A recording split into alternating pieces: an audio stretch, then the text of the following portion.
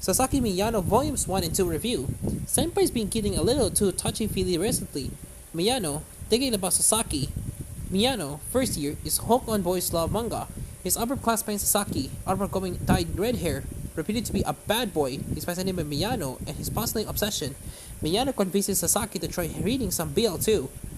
He's keen to discuss the stories. He's reading with another reader. And as this is a single-sex school, that means other boys and I really don't want to know. Miyano's friend's classmate Korisawa has a girlfriend, so he maintains he knows about BL because she's a fangirl. But Sasaki is different. For whatever reason, he keeps telling Miyano that they think he's cute. He wants to be find common ground between them. So it starts reading BL too. Cue the other scene in which Sasaki says something deliberately provocative. E.g., let's play the Pocky game. Miyano calls his bluff and the Pocky case, taking it just too far and then no further. I'd really rather not eat right down to your fingers. Sasaki, always smiling, is the master of the strategic retreat. But then we see him in close-up, having retired to the boys' bathroom. His feelings is considerable disarray.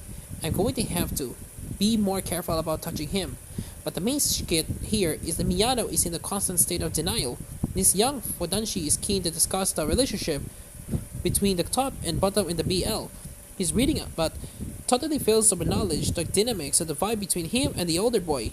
In one early encounter at school, Miyano comes upon a Sasaki who's been fighting a lunch break and is flying low to recover from the beating he's taken. Miyano concerned goes off to get him a sticking plaster for the gash in his cheek. Sasaki, amused and touched by the younger boy's attitude, can resist telling him, "You're really cute, Miya-chan. Did you want to go out with me?" To which the inevitable answer is, "Huh? No." However, by the second volume, the sense of time passing and the fact that the end of the school year is approaching adds extra poignancy to the boys' lives. The third years and leaving Sasaki and his friend Hirano are about to enter their final year at school. Things are getting serious in terms of examinations and career choices. But Miyano and Sasaki are beginning to experience those telltale signs around each other, hunting hard, painful chest, uncontrollable blushing. Miyano is still in denial, even though he now seems to be known around the school as the BL fanboy. And interestingly, this doesn't lead to bullying. A senpai, Ogasawara, seeks him out to task for advice. He's not in a same-sex relationship. It turns out that his girlfriend has been teasing him, saying she sees his as a bottom. What's a guy to do? Miyano is more concerned about his own friendship with Sasaki. What did Sasaki whisper in his ear when he fell asleep in the train home? Maybe he really does like me that way. Sasaki Miyano is a refreshing change from many contemporary BL. It's developing into a slow burn romance in which the slightest of gestures or the briefest of exchanges are friendly with meaning. Miyano speaks with an authority about the relationships in the manga has reading, but he has in the club how to handle Sasaki's feelings.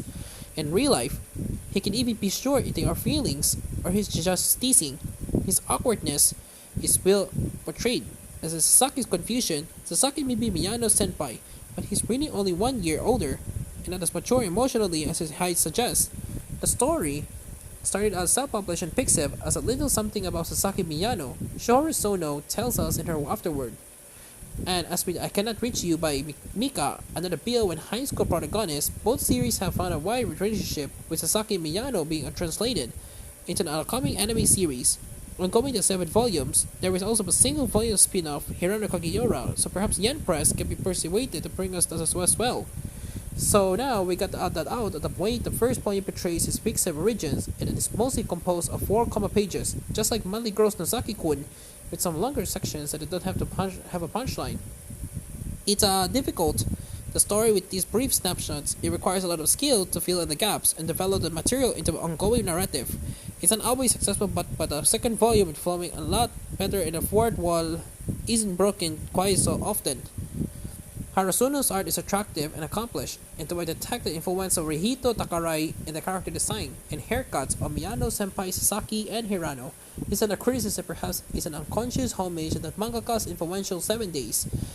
Each volume has color pages at the front, 4 in volume 1 and 2 in volume 2, in which the mangaka's luminous use of colors, blues, ochres, and rosettes is showcased by publisher Yen Press to excellent effect. These are slim volumes, but they are excellent translator's notes at the end for layman Harvey Bohu, as ever delivers a realistic and wonderfully readable translation. The mangaka gives us for helpful character bios at the end of Volume 2, as well as which is always a bond. Sasaki Miyano is very much an episodic, slice of life school story, but after a slightly predictable start in which BL fanboy is in constant denial about being in a BL relationship, this joke can get old very quickly. It settles down into a better rhyme and starts to develop its characters in a very engaging way, but don't believe the BL means boy's life label that was attached to it in some quarters. This is very much about relationships as well as day-to-day life. 8 out of 10.